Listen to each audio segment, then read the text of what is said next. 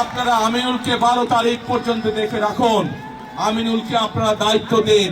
আমিনুল দায়িত্ব, এলাকার মানুষের দায়িত্ব। ইনশাল্লাহ আমিনুল জিতলে পরে, ধানের জিততে পারে 13 তারিখ থেকে আমিনুল এলাকার মানুষের দেখভাল করছে কিনা, এলাকার উন্নয়নের কাজ করছে কিনা, সেইটি দেখার দায়িত্ব ইনশাল্লাহ আমার।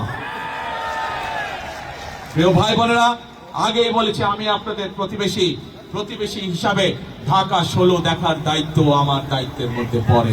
ইনশাল্লাহ আপনাদের সন্তান হিসাবে, আপনাদের প্রতিবেশী হিসাবে আমি আপনাদের সাথে যেমন আগেও ছিলাম, ইনশাল্লাহ ভবিষ্যতেও থাকবো।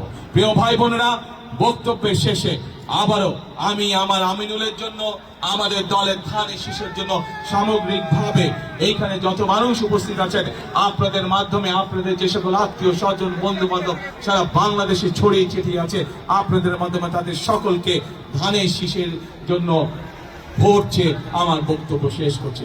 ইনশাল্লাহ সকলে ভালো থাকবেন, আমার জন্য দোয়া করবেন, আমিও দোয়া করবো আপনারা যাতে ইনশাল্লাহ সকলে ভালো থাকেন। আল্লাহ হাফেজ। বাংলাদেশ জিন্দাবাদ, বাংলাদেশ জাতীয়তাবাদী জিন্দাবাদ।